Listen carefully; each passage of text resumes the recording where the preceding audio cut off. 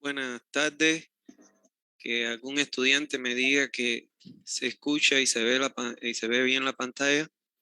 Se escucha, ingeniero, y se Se ve escucha bien. y se ve bien igual. Muchísimas gracias. Bueno, vamos entonces a comenzar con la unidad 2, donde vamos a hablar acerca de la calidad del agua. Hasta ahora hemos venido mencionando el término potable, agua potable. Bueno, hoy vamos a saber la definición cualitativa y cuantitativa de lo que es un agua potable. El objetivo que tiene esta unidad es que ustedes conozcan los requisitos que se deben tener en cuenta para considerar cuándo un agua es potable. ¿Está bien? Ese es el objetivo de la unidad. En primer lugar, vamos a comenzar con la definición de agua potable, que se define como agua potable. Lógicamente, esta definición cualitativa, no porque nosotros veamos que ocurran estas cosas, podemos decir que el agua es potable, sino que lo último que vamos a ver, que es la definición cuantitativa, es lo que nos va a permitir a nosotros saber si el agua es potable o no. Desde el punto de vista cualitativo, como les decía, se define como agua potable aquella que está apta para ser bebida por el hombre sin ocasionarle trastorno fisiológico. ¿Qué quiere decir? Es el agua que nosotros bebemos y que lógicamente no nos produce más que la satisfacción de saciar la sed e hidratar nuestro organismo. Esta agua debe ser inodora, quiere decir que no debe tener olor, incolora, no debe tener color, insípida, no debe tener sabor y además debe ser cristalina, que si nosotros observamos aquí el vaso, fíjense que a través del vaso podemos ver la mano de la muchacha que está tomando agua, o sea que es cristalina.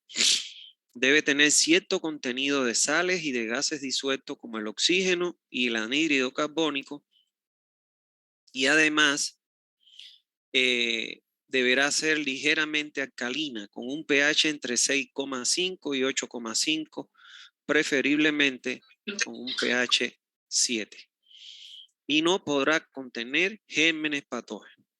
Y este es el elemento fundamental que nos impide a nosotros poder certificar, viendo esta agua que tiene este vaso que está tomando la muchacha, de que no es potable. O no podemos asegurar si ella toma o no un agua potable. ¿Por qué? Porque los gérmenes patógenos, que son los coliformes fecales y los Escherichia coli, no son perceptibles a la vista. O sea, visualmente nosotros podemos ver un agua que sea cristalina y no detectamos, porque no son perceptibles a la vista humana, estos gérmenes patógenos. Para poder identificar estos gérmenes patógenos, solo hay que llevarlo a un laboratorio de calidad del agua y observarlos a través de un microscopio. ¿Está bien? Entonces, esa es la razón por la que no porque el agua sea cristalina, transparente, no tenga olor, ni tenga sabor, podamos afirmar que el agua es potable, porque puede estar llena de gérmenes patógenos, que en definitiva son los que hacen un daño irremediable a la salud. Ahora bien, vamos a hablar en el segundo punto acerca de las impurezas del agua según su origen. Bueno, las impurezas que posee un agua son adquiridas durante su proceso, antes de su proceso de captación, y depende generalmente de las capas que ha tenido que atravesar. Aquí estamos viendo en este vaso un agua que lógicamente nada se parece a esta que está bebiendo la muchacha. ¿Por qué? Porque es un agua que se puede observar que tiene turbidez, tiene color, lo más probable que tenga olor y lógicamente sabor también. Entonces estamos en presencia de un agua que no es potable, claramente, ¿no? Y además puede contener gérmenes patógenos. Ahora, todas estas impurezas que tiene un agua, ellas las van a captar o las van a absorber antes de que se produzca su captación. según los estratos o las capas que hayan tenido que recorrer. ¿Está claro? Por eso siempre se prefiere, en el caso de los ríos, etcétera, que las aguas sean captadas en la naciente para no darle tiempo a que escurran a través de a través de las conducciones y ahí se puedan seguir contaminando. ¿Está bien? Ahora bien, si ustedes se recuerdan en la clase anterior, hablamos de las posibles fuentes de captaciones de agua, donde teníamos el agua de lluvia, el agua superficial, el agua subterránea y el agua de los océanos. El agua de los océanos la descartamos porque es un agua que tiene mucho contenido de sal y sale muy caro su desalinización para convertirla en un agua potable. Ahora, cuando hablamos de el agua de lluvia, la descartamos por la cantidad. Aquí le he puesto en este recuadro, le he incluido el agua de lluvia, a pesar de que la descartamos por la cantidad, para que ustedes vean comparativamente con las otras dos fuentes, cómo esta es la de mejor calidad. ¿Qué es lo que puede contener un agua de lluvia? Bueno, las partículas de polvo que estén en el ambiente o en la superficie a través de las cuales ellas circulan, que pueden ser los tejados para no dejarla que escurran más. Las sales, igual las que estén en el ambiente y en la superficie por donde ellas escurran, lo mismo las arenillas, el oxígeno que lo capta del medio ambiente. Acuérdense que el agua es el solvente universal por excelencia, el anhídrido carbónico, nitrógenos y cloruro. Sin embargo, bueno, oxígeno y anhídrido carbónico deben tener, fíjense que en la definición de agua potable dice que debe tener gases y sales minerales como el oxígeno y el anhídrido carbónico. Entonces, esto lógicamente son elementos positivos. Los restantes 5, bueno, pues no son elementos, aunque las sales, sobre todo cuando estas son minerales, bueno, pues pueden ser favorables.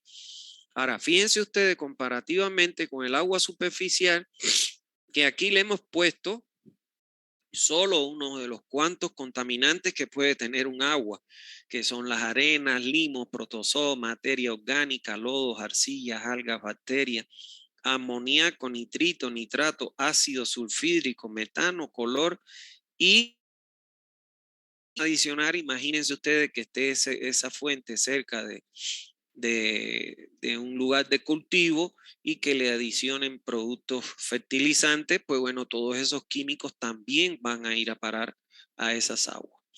Entonces, como podemos ver, lógicamente esto sí que es prácticamente todo es negativo, todos son elementos que el hombre no puede consumir en su gran mayoría. Ahora, sin embargo, el agua subterránea, a pesar de que se ven aquí muchos componentes que puede adquirir, la mayoría de ellos son favorables al ser humano. Si ustedes se fijan en el agua, sobre todo de la cabaña, fíjense en las etiquetas del agua de la cabaña, cómo dicen que esta agua es muy rica, producto de que contiene bicarbonatos, sulfatos, nitritos, nitratos, sodio, manganeso, carbonatos, cloruro, calcio. O sea, a excepción de manganeso, los nitritos y los nitratos y los sulfatos, todo lo demás son elementos que él necesita el organismo humano para poder vivir. Entonces, son elementos positivos. Esa es la ventaja que tiene el agua subterránea. Pero como pueden ver acá, no tiene ni materia orgánica, no tiene ni limos, ni protozoos, arcillas, lodo, algas, bacterias, etcétera. Bueno, pueden tener bacterias de acuerdo a la contaminación que tenga el acuífero. Ahora, aquí como elementos desfavorables solamente podemos mencionar el manganeso, el hierro y el aluminio. ¿Está claro? Uno de los problemas que tienen las empresas que prestan el servicio de agua en Santa Cruz es precisamente que las aguas tienen exceso de manganeso y de hierro. O sea, tienen mucho manganeso y mucho hierro. Son sustancias inertes que en realidad no le hacen daño a la salud. El problema está en que le dan olor y sabor al agua. Y entonces, lógicamente, cuando uno toma un agua con sabor a hierro, un agua con sabor a manganeso, pues entonces tiende a darles arqueadas, hay personas que le ocasionan vómitos, etcétera. Y además, el daño colateral que pueden sufrir, por ejemplo, las ropas de color blanco. Cuando tiene hierro se pueden poner colorada, cuando tienen manganeso se pueden poner color plomo. Entonces ocasionan esos daños, inclusive en los accesorios de en los baños, en los inodoros, en los lavamanos, inclusive hasta en los platos. En la locería también puede manchar las losas, o sea, los platos, etcétera. Entonces, por eso hay que eliminarlo. Ahora, en relación con los coloides de aluminio, ya está comprobado en todo el mundo que cuando nosotros ingerimos agua que contiene coloides de aluminio, el aluminio le produce cáncer a la población, al ser humano. O sea, nos genera cáncer en el organismo. Entonces, por eso es que coloides de aluminio no se admiten en un agua. Es por ello que siempre las aguas de la fuente, sobre todo si son subterráneas, hay que hacerle un especial seguimiento a la presencia o no de coloides de aluminio. ¿Está claro? Hay dos cosas que nosotros tenemos bajo nuestra responsabilidad como ingenieros sanitarios y que puede ocasionarle cáncer a los seres humanos. Uno de ellos, la presencia de los coloides de aluminio, y el otro es el exceso de cloro en el agua. ¿Está claro? O sea, ya eso lo vamos a ver más adelante, pero el exceso de cloro en el agua, cuando ustedes toman un agua que tiene o huele a cloro y que sabe a cloro, automáticamente no la beban. ¿Por qué? Porque puede contener trialosmetanos y los trialosmetanos pueden ocasionar cáncer en el ser humano. Si nosotros vemos esto, lógicamente que descartando el agua de lluvia, que solo se la puse para que vean que es la menos contaminada, la más pura, de las dos fuentes que nosotros ya habíamos mencionado que nos podríamos quedar o utilizar normalmente para la distribución de agua, si nos vemos acá, aquí solo, a excepción de manganeso, hierro y aluminio, todo lo demás son elementos que requiere, lógicamente, en muy pequeñas cantidades el organismo humano para su salud. Entonces, comparándolo con el agua superficial, evidentemente, el agua superficial es un agua más contaminada. Es por ello que podemos siempre concluir de que entre el agua superficial y el agua subterránea siempre vamos a preferir el agua subterránea como fuente, lógico, siempre y cuando exista en el lugar donde nosotros queremos instalar el sistema de distribución de agua. ¿Está bien? Bueno, vamos a ver ahora en el punto 3 la calidad en relación con su uso. Aquí hay algo que es muy importante. No todos los usos que se le da al agua demandan de la misma calidad. ¿Qué quiere decir eso? Que hay diferentes usos que demandan de una calidad de agua superior a otros que no requieren ese grado de calidad del agua. Muestra de ello es lo que vamos a presentarle en esta tablita.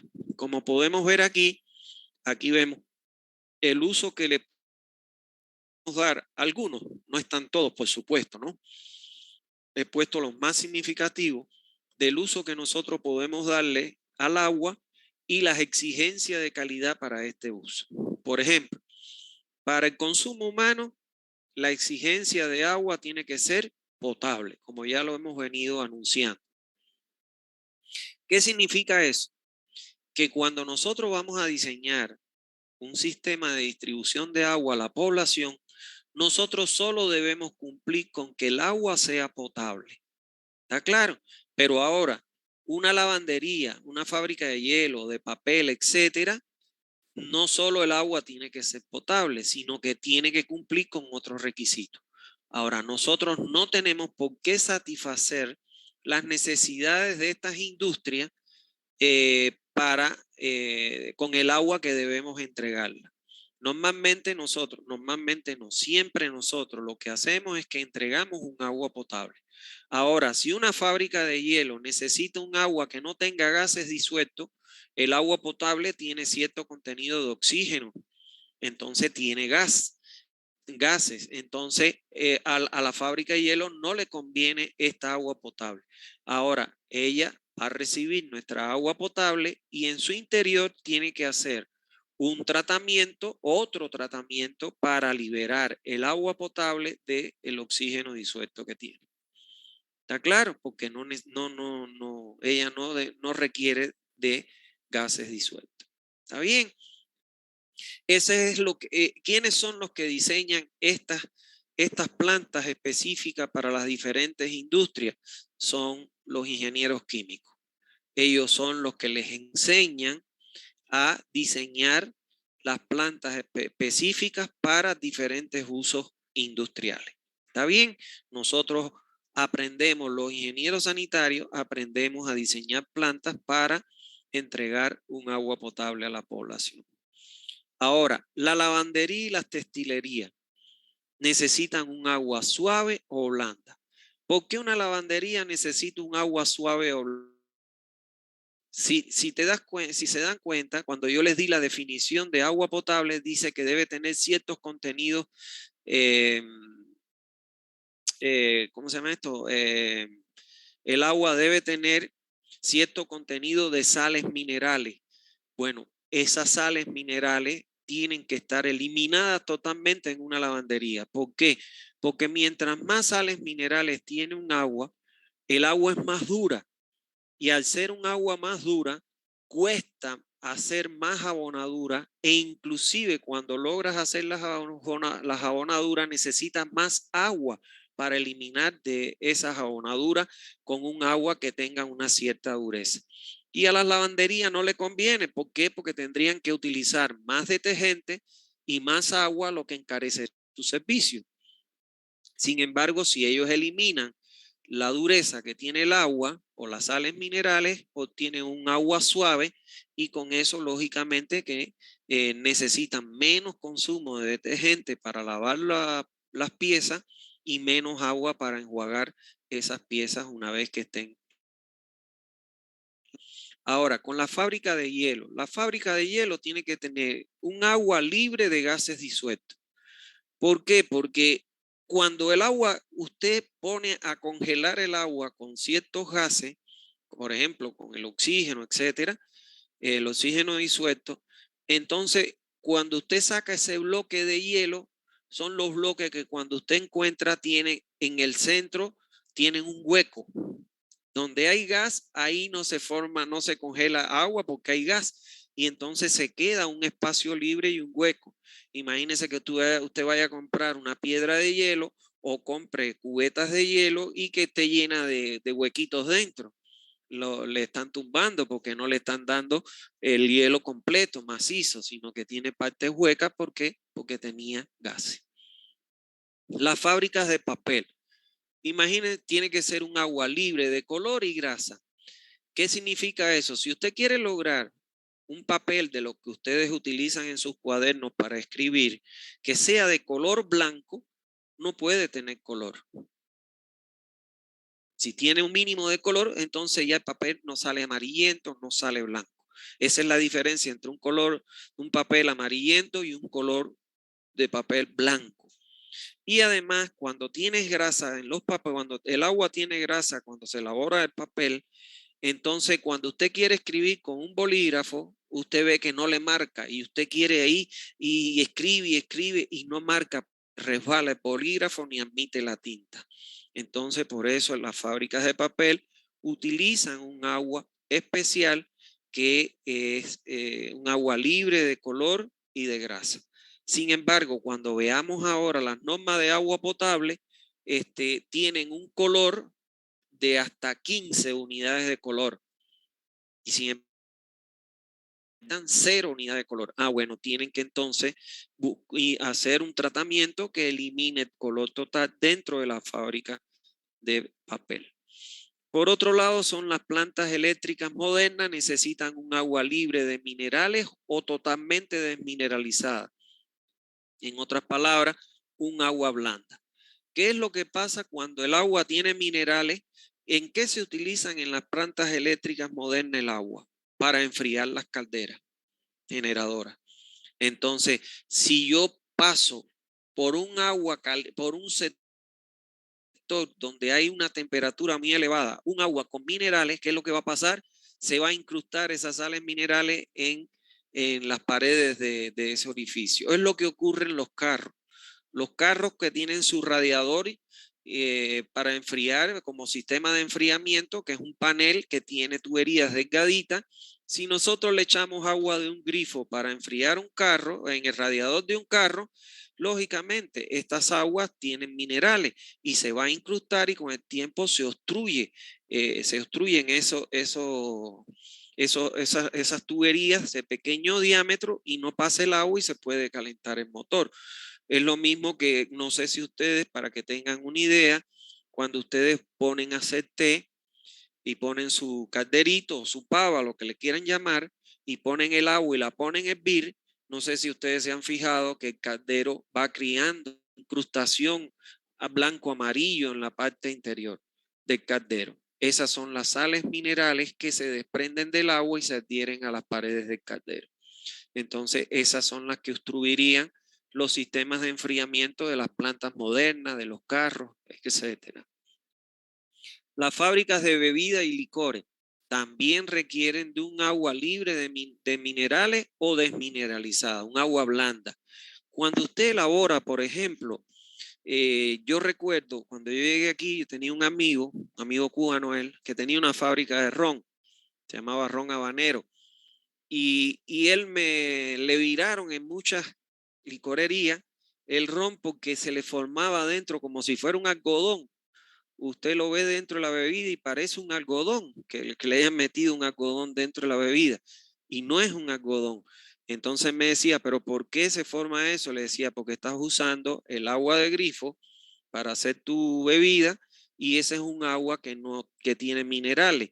Cuando tú le echas el alcohol y todo lo que tú le echas para formar tu bebida, eh, eso reacciona con las sales minerales y se forma ese algodón en el interior de las bebidas. Entonces, por eso tienen que tener un agua libre de minerales o desmineralizada. ¿Está claro? Entonces, esas industrias, como podemos ver, el agua potable no le es suficiente para su producción, para la función que van a cumplir. Entonces, por eso es que nosotros entregamos a la red un agua potable y la industria que vaya a usar el agua potable que nosotros entregamos tiene que hacerle otro tratamiento para adecuar las aguas a la calidad que ella demanda. ¿Está bien? Entonces eso es importante. Ahora, nosotros no tenemos por qué satisfacer la demanda de todas las industrias. Tenemos que entregar es un agua potable. ¿Está bien? Espero que se haya entendido bien. Bueno, vamos a ver la contaminación de las aguas y la necesidad de su tratamiento. La primera pregunta que nos podemos hacer es, ¿qué es la contaminación del agua? ¿A qué le llamamos contaminación del agua? Bueno, se entiende como contaminación del agua a cualquier cambio, ya sea químico, físico o biológico, en la calidad del agua, que se produce cuando se deposita alguna sustancia tóxica o algún material en dicha agua. Eso es lo que es la contaminación. La contaminación hídrica o contaminación del agua es una modificación generalmente provocada por el hombre, haciéndola impropia o peligrosa, ya sea para el consumo humano, para el consumo industrial, para la agricultura, para la pesca, las actividades recreativas, así como para los animales y la vida natural. Ese es el problema más grande que hay en la actualidad. Nosotros, los hombres, los seres humanos, somos los que contaminamos la fuente y no acabamos de entender de que mientras más nosotros contaminemos la fuente, pues lógicamente más costoso va a salir la transformación de esa agua contaminada en un agua potable. Cuando nosotros, ¿de dónde puede comenzar la contaminación? No es que yo voy a ir al río, ya eso es caótico. Ir al río y boto la basura. O ir al río y boto, no sé, estoy comiéndome algo, boto lo que sobra al río o boto bolsas con cosas, etcétera. No, no, no. Nosotros empezamos a contaminar el agua desde que estamos en las calles y estamos comiendo y botamos un restos de comida. Botamos botamos lo que nos sobra. Vamos a suponer, nos comemos un pollo y lo botamos para la calle. Nos comemos un durazno y botamos la semilla para la calle. Y si ustedes se fijan, esa es una constante, sobre todo aquí en Santa Cruz. Peor si usted va detrás de una flota por las carreteras, usted va a ver que todo lo van tirando por las ventanas para afuera. Entonces, desde el momento en que nosotros botamos algo a la calle, cuando cae una lluvia, esa lluvia lo va a arrastrar a un sistema de evacuación de aguas pluviales y eso a dónde va a ir a parar directamente al cuerpo receptor. ¿Quién es el cuerpo receptor? El Río Grande o el río Piraí en Santa Cruz. ¿Y quién es el Río Grande y el río Piraí?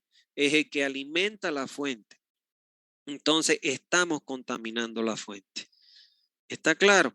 Entonces ese es el problema y somos nosotros los que contaminamos la fuente. Y una vez que en lo que no acabamos de entender, que mientras más contaminemos la fuente, más caro nos va a salir el servicio de agua potable, porque lógicamente van a necesitar qué cosa, más equipos o unidades de tratamiento para transformarla en un agua potable. Lo que le vamos a dejar a nuestras generaciones. ¿Cuáles son las posibles fuentes de contaminación del agua? Bueno, en primer lugar, la contaminación doméstica. O sea, cuando nosotros largamos el agua de los domicilios, de los comercios, de las instituciones, etcétera, las largamos directamente a un cuerpo receptor, lo estamos contaminando no solo con materia orgánica, sino también lo estamos contaminando con coliforme Escherichia coli, o sea, con gérmenes patógenos. La otra fuente de contaminación es la industrial. Cuando largamos las aguas de las industrias a los cuerpos receptores, los estamos contaminando.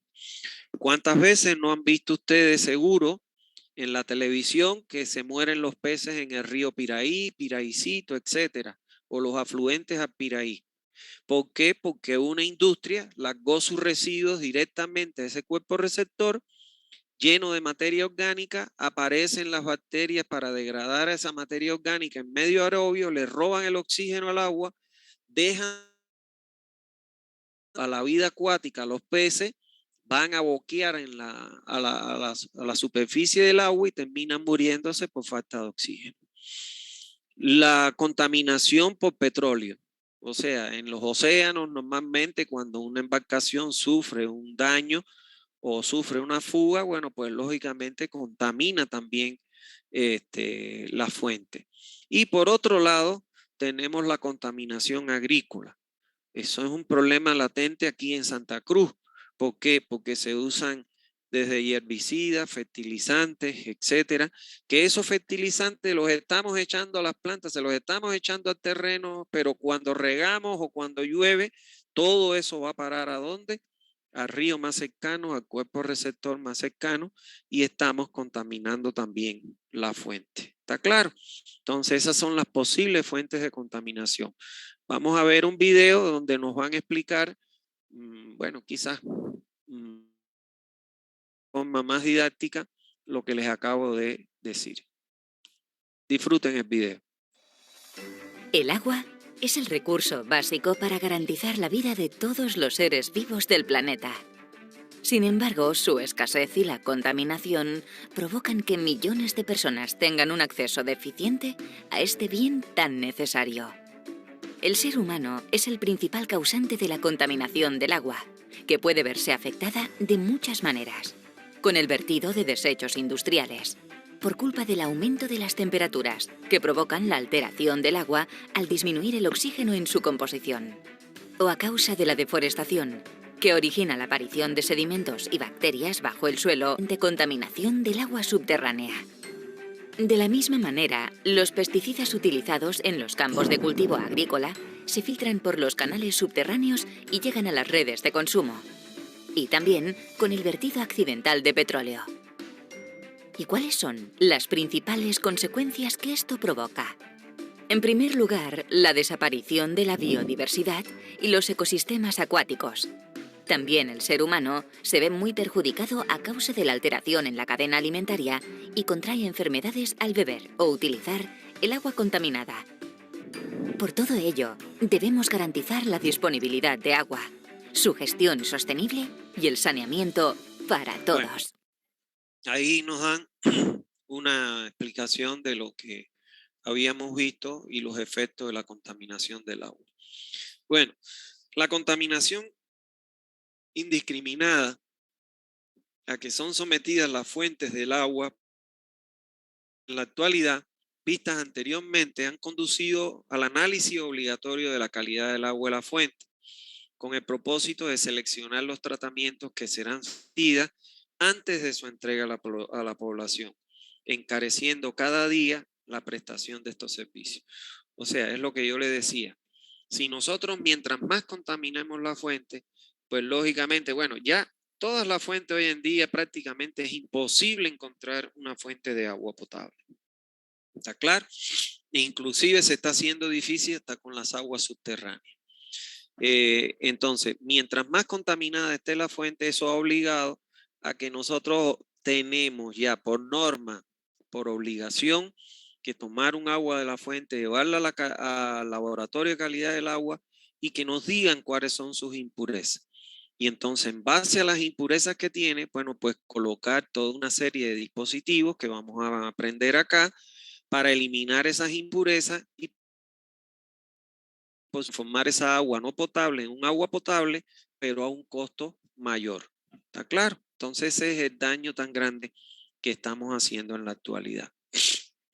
Ahora bien, vamos a ver en este último punto qué son las normas de calidad de agua. Bueno, las normas de calidad del agua establecen los valores límites que pueden tomar determinados parámetros para que el agua sea considerada apta para el consumo humano.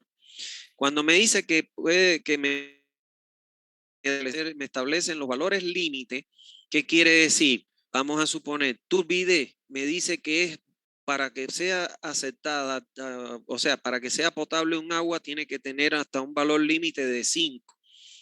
Si el agua sobrepasa su análisis de turbidez mayor a 5, entonces ya el agua no es potable. ¿Está claro? Eso es lo que me establecen los valores límites. Ahora, en Bolivia, y de hecho le doy una recomendación a ustedes y les pongo mi experiencia práctica.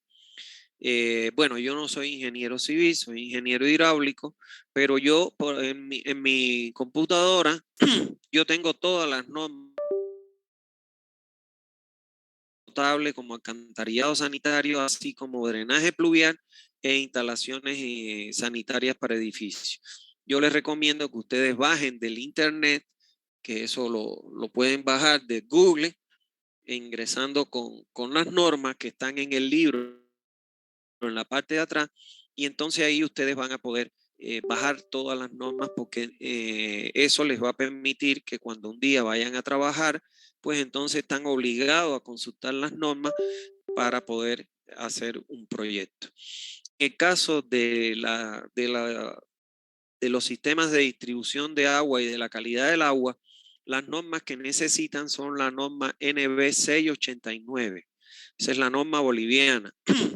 Estas normas NB 689 de instalaciones de agua y diseño para sistemas de agua potable es una norma que me da métodos, recomendaciones, etcétera, para diseñar los sistemas de agua potable.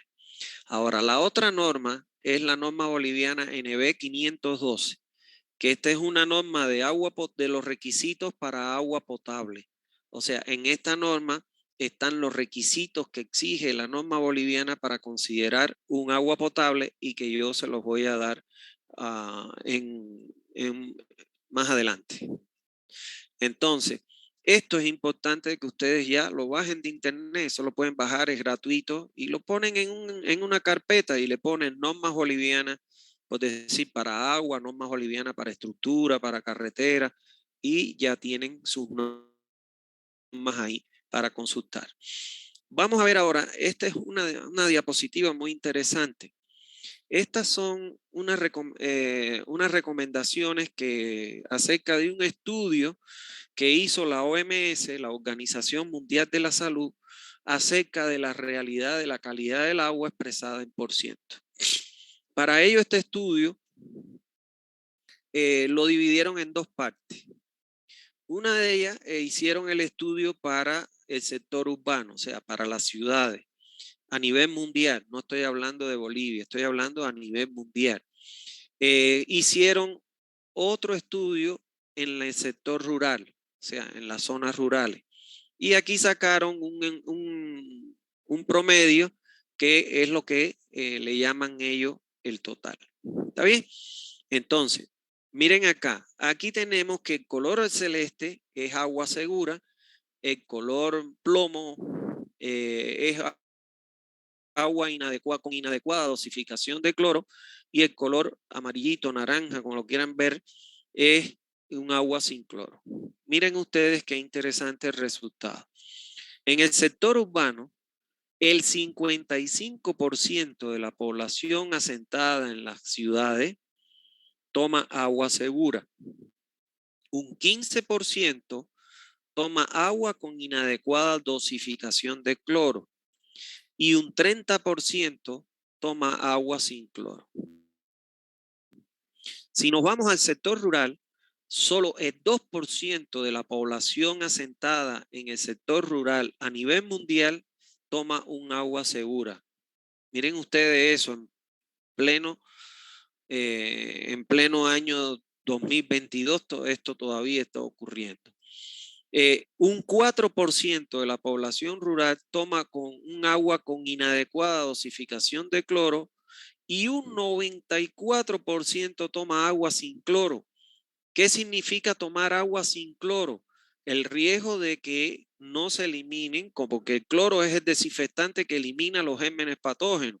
Son gente que está tomando agua y que probablemente estén tomando gérmenes patógenos. ¿Está claro? Entonces, si hacen un promedio entre el sector urbano, 2% toma agua segura, el 13% toma agua con inadecuada dosificación de cloro y el 45% a nivel mundial toma agua sin cloro, sin clorar. O sea que estos datos son realmente escalofriantes si tenemos en cuenta de que el agua es una necesidad vital del hombre. O sea, un hombre no puede vivir sin tomar agua y que existan un alto porcentaje de personas que estén tomando agua en inadecuadas condiciones. ¿Está claro? Esto es importantísimo que se pueda revertir lo más pronto posible. Si cuando yo doy las clases de planta potabilizadora, ahí yo les muestro a los estudiantes que pasan esas clases el porcentaje de mortalidad que existe en el mundo entero, donde alrededor de 25,000 personas mueren diariamente por consumo de agua no potable, no apta para consumo. 25,000 personas. Y el 50%, perdón, de esas personas son niños menores de 5 años, de la mortandad de esas personas. Bueno, en Bolivia, las normas las normas de calidad del agua contemplan 2 aspectos fundamentales. Uno primero, que son los límites aceptables de las fuentes de abastecimiento, y una segunda tabla que nos dan con los requisitos de calidad para agua potable. ¿Está claro? Entonces, vamos a ver ambas tablas y vamos a explicar e interpretar qué es lo que nos dicen estas tablas. Vamos a ver la primera. Los límites aceptables de la fuente de abastecimiento. La norma boliviana nos da esta tabla. Esta tabla, la norma boliviana, solo contempla 8 ítems. Miren acá, 1, 2, 3, 4, 5, 6, 7, 8. La norma de agua potable contempla 28 ítems o parámetros. ¿Está claro?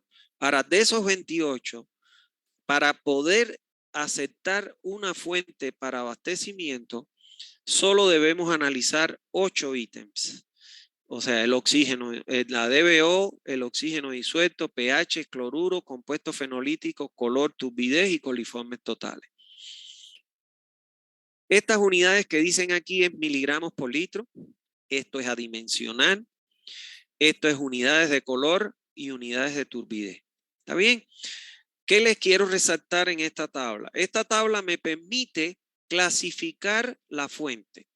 Ya yo les dije que normalmente cuando nosotros vamos a diseñar un sistema de distribución de agua, nosotros no debemos casarnos con una sola fuente, sino debemos tratar de identificar todas las posibles fuentes de las cuales podemos hacer uso. Entonces, supongamos que nosotros tenemos 2 fuentes. Bueno, vamos a partir de que las 2 fuentes nos garantizan el volumen de agua que va a satisfacer la demanda de la población. Entonces, ahora, ¿cuál es el parámetro que nos queda para ver con cuál de las 2 nos va a quedar? Es la calidad de cada una de las fuentes. Y aquella fuente que tenga mejor calidad o mejor calificación de la fuente, con esa nos vamos a quedar porque aun cuando necesite una planta potabilizadora, va a ser menos costosa que una que tiene una más mala calidad. Entonces, esta tabla nos permite clasificar la fuente. De aquí fíjense que nos da 3 columnas. Podemos clasificar una fuente buena cuando sus parámetros están dentro de este rango. Una fuente regular cuando sus parámetros están dentro de este rango. Y una fuente deficiente cuando sus parámetros están en este rango. Ahora bien, ¿qué es lo que nos permite esta tabla? Supongamos que tenemos 2 fuentes y cuando nosotros tomemos la muestra, la llevamos al laboratorio, nos devuelven los resultados de estos 8 parámetros y vamos a suponer que una de ellas nos cae que está dentro de fuente buena y otra dentro de fuente regular, pues me voy a quedar con aquella fuente que tiene mejor calidad. ¿Está claro? ¿Para qué? Para no encarecer mucho mi planta potabilizadora. Ahora, quiero resaltar dentro de esta tabla un elemento fundamental y es el oxígeno disuelto. Fíjense que no importa la clasificación que tenga la fuente, el oxígeno disuelto en el agua de la fuente siempre tiene que ser mayor a 4 miligramos por litro. ¿Por qué? Porque se considera que una fuente que tiene oxígeno disuelto menor o igual a 4 ya se clasifica como una fuente de agua, como un agua residual. ¿Está claro? Cuando la DBO, cuando el oxígeno disuelto es menor a 4 miligramos o igual a 4 miligramos por litro, el agua se considera un agua residual y hasta ahora no se ha llegado a la necesidad de transformar un agua residual a un agua potable, porque sería muy caro y muy costoso su tratamiento. ¿Está bien? Entonces eso es un elemento fundamental. Otra cosa que le quiero resaltar con respecto a los coliformes totales, esto ¿qué significa? Número más probable sobre 100 ml. Eso es lo que significa NMP. Número más probable sobre 100 ml. Fíjense que el agua tenga coliformes fecales. O sea, aun cuando tenga coliformes fecales, se puede aceptar como fuente. Lo que no puede ocurrir es que en el agua para considerarla potable, no puede tener, miren ustedes, coliformes totales y Escherichia coli, 0. Pero se aceptan aguas de fuente que tengan ciertos contenidos de coliformes totales. Y dentro de los coliformes totales están los Escherichia coli y los coliformes fecales. ¿Está bien? Bueno, vamos a ver cómo se usaría esta tabla a través de este ejemplo. ¿Para qué nos sirve esa tabla? Supongamos que tenemos dos fuentes. No sé, vamos a hacer un proyecto o ponerle en una comunidad rural o en una ciudad y hemos detectado que existen dos fuentes. Una de ellas es un río y otra de ellas es un lago o una laguna. ¿No ves? Entonces tenemos dos fuentes superficiales como posibles fuentes para captar el agua para abastecer a la población. Una de ellas es un río y otra de ellas es un lago. Ahora, ¿qué es lo que vamos a hacer? ¿Cómo vamos a operar con esa tabla? Supongamos, para partir en igualdad de condiciones, que tanto el río como el lago son suficientes para entregarme el volumen requerido que me va a demandar la población. O sea, por problemas de volumen no hay. O sea, ellas me entregan, tienen la capacidad de entregarme el volumen que demanda la. Ahora, ya que tengo eso, ¿con cuál de las dos me voy a quedar? Ah, ahora voy a analizar la calidad del agua de cada una. ¿Está claro? Entonces, ¿qué es lo que hago para analizar la calidad del agua y decidir con qué fuente me quedo? Bueno, voy a tomar una muestra del río, de agua del río, y una muestra de agua del lago, y la voy a llevar al laboratorio, ambas muestras. Y le voy a decir que me hagan, que me determinen estos 8 parámetros. Vamos a suponer, primero aquí dice DBO, me dice aquí que es regular. Para que sea regular, quiere decir que vamos a suponer mi DBO es 1,73. 1,73 está entre 1,5 y 2,5. Entonces, el primer parámetro lo clasifico como regular. ¿Está claro? Básicamente tiene que ser bueno siempre. ¿Por qué? Porque va a ser mayor a 4, obligatoriamente. Ahora, pH, vamos a suponer en este es deficiente y en este es bueno. Entonces, para que sea deficiente, el pH tiene que estar entre 3,8 y 10,5. Vamos a suponer que me dio 5,4. Ahora, en la otra, para que sea de bueno, entonces mi pH está entre 6,8 y 8,5. Vamos a suponer me dio 7,2. Entonces es fuente buena. Y así voy clasificando cada uno de los parámetros dentro de la columna que le corresponda. Ahora, una vez que ya tengo clasificado en función a los resultados, voy a hacer la sumatoria que daría. Vamos a hacer la sumatoria, lo que me daría qué cosa. Aquí, buenos tenemos en la fuente 1, 1, 2, 3 buenos. Aquí están. Regular, 1, 2, 2 regular. Y deficiente, 1, 2 y 3. 3 deficientes. Vamos a hacer la sumatoria en la fuente 2, que es el lago. Bueno, 1, 2, 3 y 4 bueno. Regular, 1, 2, 3 regular, deficiente 1. Evidentemente, ¿quién tiene más bueno que uno que el otro? La fuente 1. Tiene más regular, pero tiene menos deficiente. O sea que tiene más buenos irregular que esta otra fuente que es deficiente. Aquí tiene 3 deficientes, lo que significa que es un agua de peor calidad. Entonces, ¿a qué conclusión podemos llegar? Que nos vamos a quedar, en vez con el río, nos vamos a quedar con el lago para que sea nuestra fuente, porque aún cuando haya que hacerle una planta de tratamiento, va a salir más barata porque es un agua de mejor calidad. Ahora, el hecho de que yo haya clasificado esta fuente como la que me voy a quedar o adoptar esta fuente como fuente de abastecimiento, estos 8 parámetros no me dicen a mí que el agua es potable. Solo me están diciendo que esta fuente es de mejor calidad que esta. Ahora, para saber si es potable o no, tengo que tomar otra muestra, llevarla al laboratorio y someterla a estos 28 parámetros que me da la norma. ¿Está claro? De estos 28 parámetros, de estos 28 parámetros, fíjense ustedes aquí que me da una columna que es valor aceptable.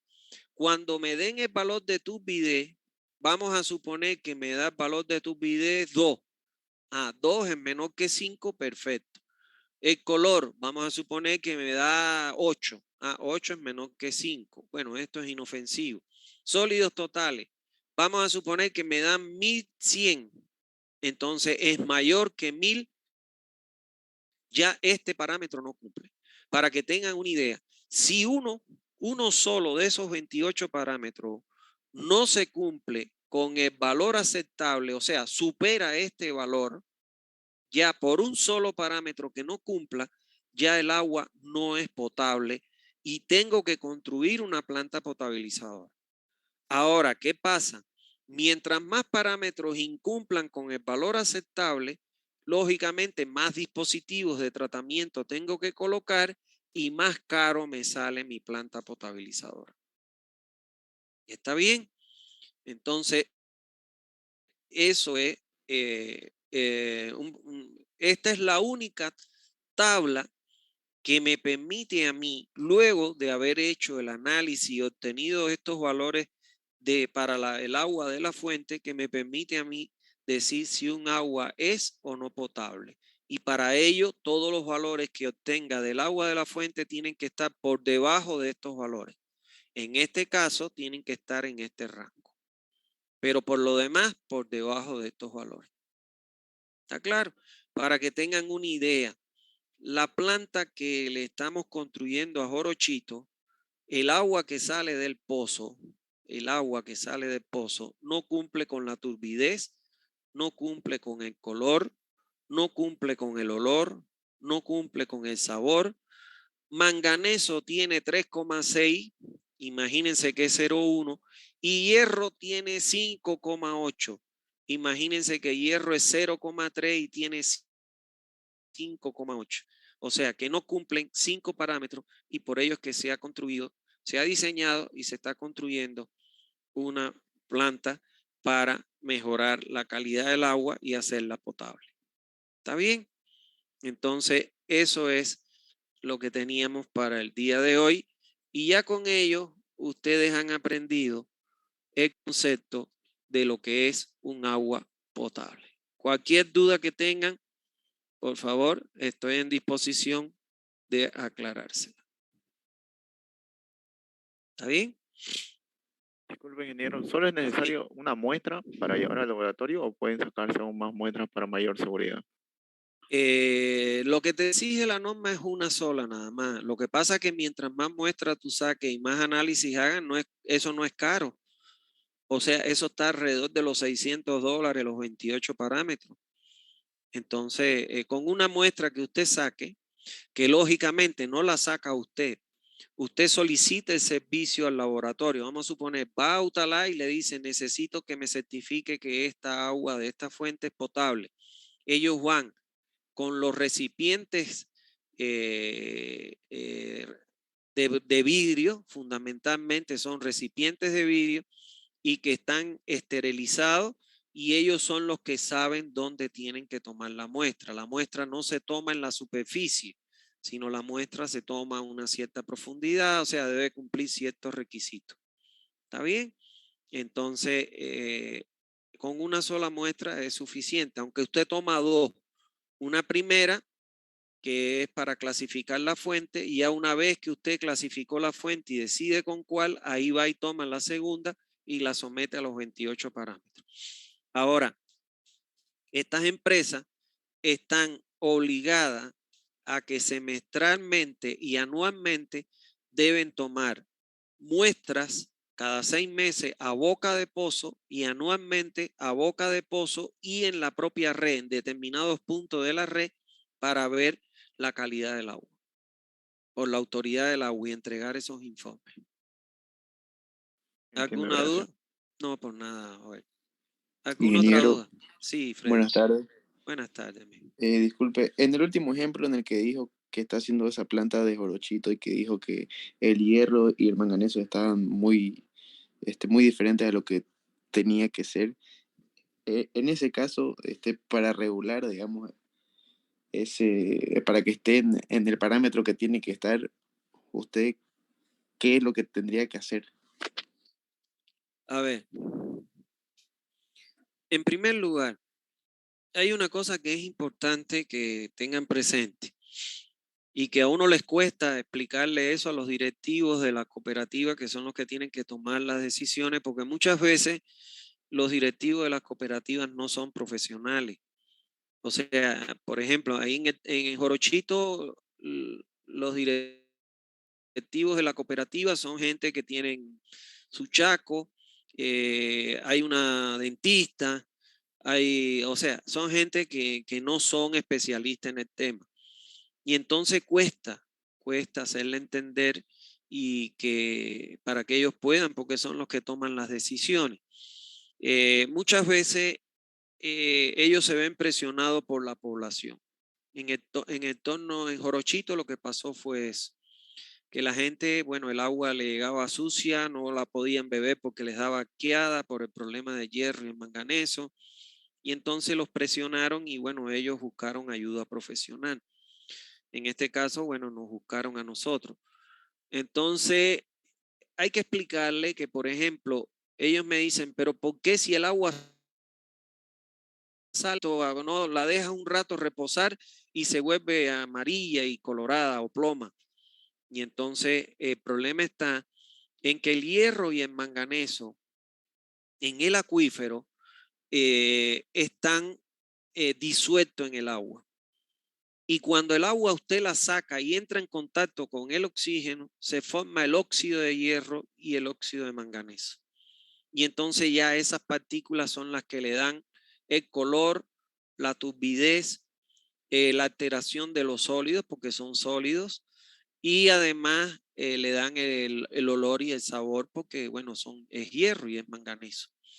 Y entonces, en ese caso, lo que nosotros le hemos construido ahí, que bueno, yo les aviso porque ahora está bloqueada la carretera, es que en este país es imposible trabajar, está bloqueada la carretera en torno en Santa Marta bueno, por un problema de comerciante y no hemos podido ir a poder, no han podido ellos venir, que ya está la bomba y el tablero a llevarlo, y nosotros no hemos podido ir para terminar la planta y ponerla en funcionamiento. Entonces estamos esperando que se acabe el bloqueo. No sé si hoy se habrá acabado o no, no he podido ver noticias porque estuve en clase de temprano. Entonces, ya a la hora cuando nosotros, lo que se hace es que se coloca una aireación. ¿Para qué? Para que le dé el aire, el oxígeno, el aire, y ese aire lo único que va a hacer es transformar el hierro y el manganeso que está disuelto en agua en partícula de hierro y partícula de manganeso. Y después se pasa por un filtro y donde ahí se va a retener la partícula de hierro sólidos totales y con ellos se va a obtener un agua transparente, cristalina, insípida y bueno, que cumpla con los requisitos. Y ya finalmente, antes de entregar a la red por seguridad, se le somete a una desinfección mediante el uso de cloro. Entonces, en la materia de planta, yo les enseño a ustedes, a los que pasan, perdón, la materia, ahí les enseño a través de una tabla y en función a las componentes que tiene el agua que la hace no potable, cuáles son las unidades de tratamiento más convenientes para poder eliminar esas impurezas. Y les enseño a diseñar cada una de esas unidades. Aquí solo las vamos a ver, se las voy a mencionar y les voy a explicar en qué consisten y cuál es su función, pero no les voy a enseñar a diseñar porque, bueno, es contenido de otra materia. Yo les aviso como quedamos, yo les aviso en cuanto ya se liberen que la carretera antigua Cochabamba, pues bueno, ya ahí empezamos a hacer las instalaciones, la puesta a punto, la automatización, porque la planta es automatizada completamente. O sea, ella solita va a regular cuando apague la bomba que está sacando el agua del pozo, todo va a ser automatizada. Lo van a ver, si logran ir, van a ver que es muy bonito cómo es y la automatización que tiene. Yo se lo explico todo. ¿Alguna otra duda que tenga?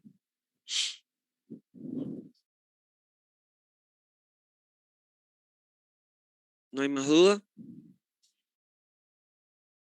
Bueno, si no hay más duda, entonces nos vemos en la próxima clase, que es el lunes. Y ya para el lunes me pueden, si me olvido, me hacen la consulta y ya para el lunes yo creo que ya estemos trabajando en la planta, ¿no? Y ya les pueda tener más certeza de cuándo ya se va a concluir para que ustedes puedan hacer su solicitud a través de la carrera para ver si se puede concretar la visita. ¿Está bien? Bueno, como siempre les digo, nos vemos el próximo lunes. Señores, para todos aquellos que preguntan, en la empresa, donde está mi empresa, que ahí están los libros, hay una chica que trabaja ahí. Está abierta desde las 8 de la mañana hasta las 12 del día y desde las 2 hasta las 6 de la tarde. Pueden pasar cualquier día. Los otros días, lamentablemente, bueno, ella tuvo que ir al banco a pagar lo que es la caja nacional de salud, hay que pagar las AFP, todas esas cosas, pero bueno, es un día nada más, no es que ella siempre no esté ahí, siempre está ahí en esos horarios. Si no está es porque ella salió y vuelve rápido. ¿Está bien? Entonces, les digo para que, como siempre están preguntando, cada 5 minutos, para que lo sepan. Bueno, entonces les deseo una feliz tarde noche, que estén bien, cuídense. Un abrazo a todos. Chao. Gracias, hasta luego. Hasta luego. Hasta luego. Hasta luego.